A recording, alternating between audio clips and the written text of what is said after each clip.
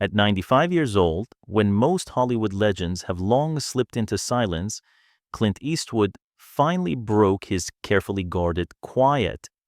And what he chose to speak about stunned everyone. Not a new film, not a final reflection on his own career, but a deeply personal, rarely discussed truth about Tommy Lee Jones, a man he calls a force of nature you can feel before you even see. For decades, audiences have wondered what two of Hollywood's most iconic stoic men truly thought of each other. They reshaped American cinema, redefined masculinity on screen, and carved their own mythologies. Yet they almost never spoke publicly about one another. Until now. Eastwood leaned back, studied the question, and for the first time in his life, offered an unfiltered window into a private admiration shaped across 70 years in an industry that devours most men whole.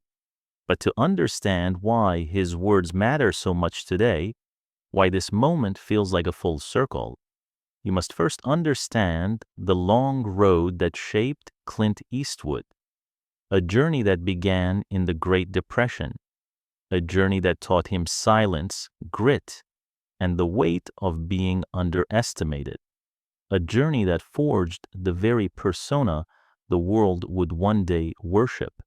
And that journey begins here. Clint Eastwood was not born into the spotlight nor into privilege. He entered the world on May 31st, 1930, in San Francisco, just as the Great Depression tightened its grip on America. His family moved from town to town across California, chasing work, stability, and hope. Those early struggles didn't just shape him. They carved the very foundation of the man he would become.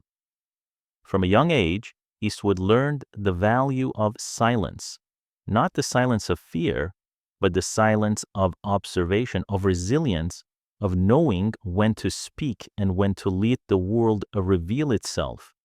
These were traits he would later embody effortlessly in every role he played.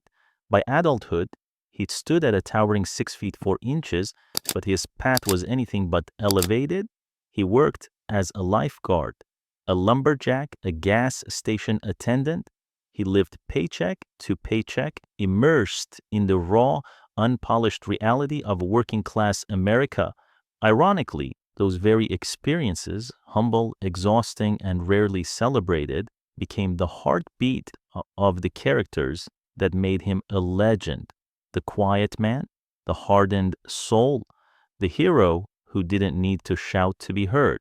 Hollywood didn't sweep him up with applause or promise. In fact, it barely noticed him at all. He scraped by on small roles, forgettable appearances, and acting classes taken with a stubborn belief that maybe someday someone would see something in him. And then, finally, that moment came. His breakthrough arrived in the late 1950s with the television western Rawhide, the show that introduced America to the steely, unshakable presence that would define him for generations. Yet even then, no one could have predicted the transformation that was coming, one that would elevate him from TV cowboy to international phenomenon. But destiny had already set its course, and his next chapter would rewrite a cinematic history forever. Clint Eastwood might have become a familiar face on American television, but it was his unexpected collaboration with Italian director Sergio Leone that transformed him into a myth. When Eastwood stepped onto the dusty sets of A Fistful of Dollars for a few dollars more, and ultimately the immortal The Good, the Bad, and the Ugly, he wasn't just playing a character. He was defining a new cinematic language. The world met the man with no name, a quiet, cigar-chomping gunslinger whose silence spoke louder than 1,000 monologues. A man whose moral ambiguity, simmering intensity, and unshakable calm reshaped the Western genre forever. No dramatic speeches, No elaborate emotional breakdowns, just a squint, a worn poncho, and a presence so commanding it became its own mythology. He didn't need to raise his voice. He didn't need to explain himself. The danger rolled off him like heat from desert sand. One heartbeat away, always ready, always controlled. Audiences across the world had never seen anything like it. But what most people never realized was that this persona, the quiet danger, the stillness, the watchful intelligence, was rooted deeply in Clint's real-life upbringing. The hardships of his childhood, the humble jobs, the quiet determination, it all found a home in Leon's lens. And just when critics believed he'd to stay locked in that single image forever, Clint did something unexpected. He reinvented himself. The 1970s brought a new era, a new America, a new kind of fear, and Clint Eastwood would once again become the mirror reflecting the times. Just when Hollywood thought they had Clint Eastwood figured out, he shattered every expectation. The 1970s were turbulent, rising crime, political distrust, a society losing faith in its own institutions. In the midst of that unrest, Al Eastwood stepped into the role of Inspector Harry Callahan, and American cinema would never be the same. Harry wasn't a clean-cut hero. He wasn't polite, he wasn't gentle, he was raw, he was unyielding. He lived in the uncomfortable gray area between law and justice, between what was right and what was necessary. And audiences felt that. They felt the frustration, the danger, the moral ambiguity.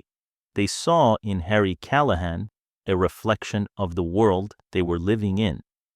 Then came the line, simple, sharp, unforgettable, go ahead, make my day. It didn't just become iconic, it became a cultural earthquake echoing across generations and solidifying Clint Eastwood not just as a star, but as a force in American storytelling. But Clint wasn't done. For all the toughness he embodied on a screen, something quieter, deeper, was calling him. A desire to explore humanity from behind the lens, not just in front of it. And in 1971, with his directorial debut, Play Misty for Me, he stepped into an entirely new role. The filmmaker, the man who shaped emotion, pacing, vulnerability, and truth.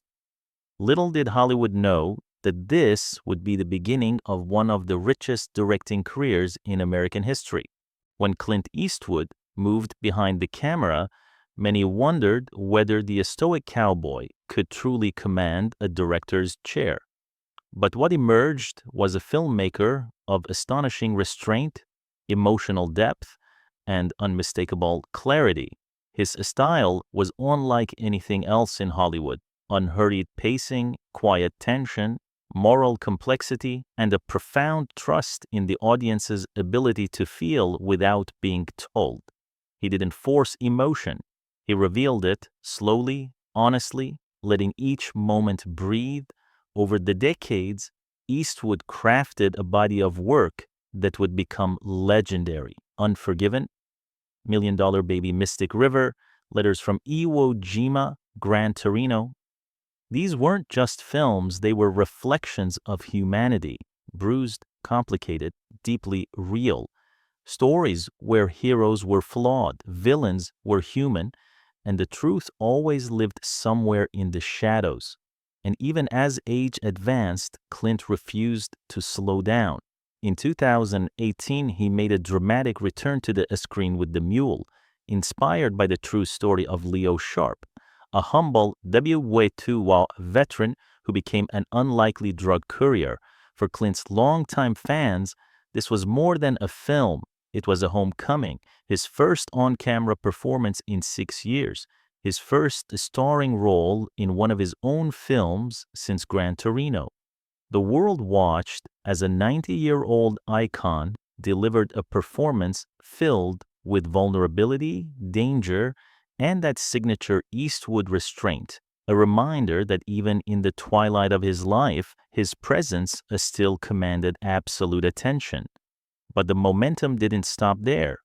In 2019, Clint directed Richard Jewell, a gripping true story about a man wrongfully accused in the 1996 Atlanta Olympic bombing. Actress Kathy Bates earned Oscar and Golden Globe nominations for her performance, yet another testament to Eastwood's ability to draw out raw, award-worthy emotion without excess or spectacle. And then, in 2021, he starred once more in Cry Macho, a nostalgic neo-western that offered something rare, a meditation on aging, regret, and the quiet wisdom of a man who has lived many lives, both on screen and off. But while Clint's career remained unstoppable, his personal life was far more complicated. Behind Clint Eastwood's legendary career was a personal life far more complex, turbulent, and layered than the public ever truly saw. For all his stoic silence on the screen, his private world was filled with relationships that shaped, and sometimes shattered, the man behind the myth. His first marriage came early on December 19, 1953, when he wed Maggie Johnson. At that time, Clint was still an ambitious young actor with everything to prove. Their marriage lasted more than 3 decades, bringing 2 children into the world. Kyle, born in 1968, and Allison, born in 1972. But fame changes things. Success complicates loyalty. And Clint's rising star placed enormous strain on the union. By 1984, after 31 years, the marriage ended, reportedly with a massive settlement between $25 to $30 million, reflecting Clint's immense financial success. Yet even before the divorce, there were shadows. From 1959 to 1973, Clint maintained a long relationship with Roxanne Tunis, quiet and away from Hollywood's glare. Their bond brought another daughter, Kimber, born in 1964. It was an early sign of the complicated dual life Eastwood would continue to navigate, the actor adored by millions, and the man struggling with tangled personal commitments. Then came perhaps the most public and emotionally intense chapter of his romantic life, his relationship with actress Sandra Locke, beginning in 1975. For 14 years, they were inseparable, personally and professionally. They starred in multiple films together, including The Outlaw Josie Wales, 1976, and Bronco Billy, 1980. Their chemistry was undeniable, but beneath the collaboration lived turbulence, tension, and Clint's ongoing pattern of simultaneous relationships. During this period, he fathered at least 3 children outside of Locke's knowledge, further complicating an already fragile relationship. One of those lesser-known relationships was with Jocelyn Reeves, a flight attendant. With her, Clint had 2 more children, Scott, born in 1986, and Catherine, born in 1988, both reportedly during the final years of his relationship with Locke. After Locke, Clint moved into a quieter but meaningful partnership with actress Frances Fisher in the early 1990s, resulting in the birth of his daughter, Francesca, in 1993.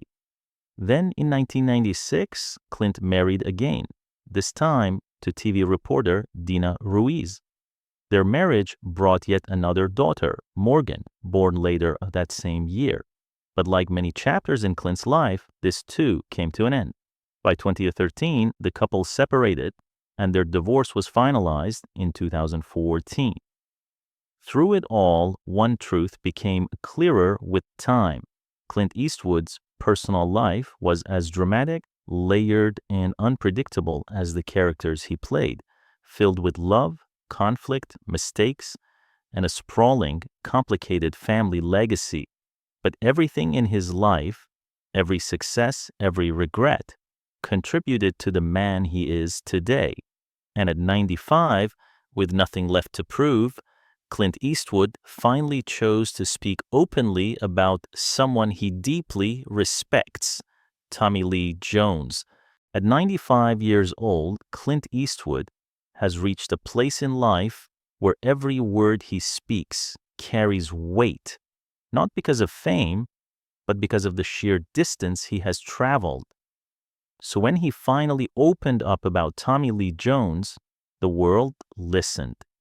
He didn't give a scripted compliment. He didn't offer the shallow courtesies common in Hollywood interviews. He paused, leaned back, and spoke with the kind of honesty only a lifetime of triumphs, failures, and survival can produce. Tommy Lee has always been his own force of nature, Clint began. He walks into a room, and you don't have to see him to know he's there. There's a presence, a weight. Coming from a man whose own presence once defined entire genres, the praise was powerful. Clint has worked with every kind of actor, the loud, the flamboyant, the unpredictable, the overly trained. But Tommy Lee Jones, he said, stands apart. With a faint grin, carrying that unmistakable dry Eastwood humor, he added, I always liked the way he could look at you like he already knew the answer to the question you were about to ask. You can't teach that. You're born with it. Or you earn it by living a lot of life before you ever step in front of a camera. To Clint, Jones belongs to a rare category of performers, those whose power comes from restraint, not noise, from a single glance, not a page of dialogue, from knowing that silence is often the strongest line in the script. That's why Clint respects him so deeply, because Tommy Lee Jones mirrors the very philosophy Eastwood built his entire acting legacy upon. Say less, mean more. Clint explained, Tommy doesn't waste energy, he doesn't waste words. If you can say something with silence, you should. That's the kind of actor I've always respected. And perhaps most surprising of all, coming from a man known for the steel and grit, was the warmth in his voice. Clint spoke of Jones as someone who elevated every set he walked onto, someone who treated the work seriously, not the fame, not the noise, not the Hollywood circus, but the craft itself. That's rare, Clint said quietly. People forget how rare that is. As he reflected on the passing of time, Clint added something even more profound. When you get to be my age, you appreciate the people who stayed true to themselves. Tommy's one of those guys. He didn't bend to every wind that blew through Hollywood, and because of that, his work will last. Two men shaped by different lives, two icons forged in different fires, yet united by a shared devotion to authenticity, discipline, and the storytelling that endures long after trends fade. Clint ended his reflection with a line so simple and so powerful, it silenced the room. I always respected the hell out of him. At 95, Clint Eastwood has nothing left to prove. And perhaps that is why his words about Tommy Lee Jones, unvarnished, heartfelt, and spoken from a lifetime of experience, feel like a final enduring tribute from one legend to another.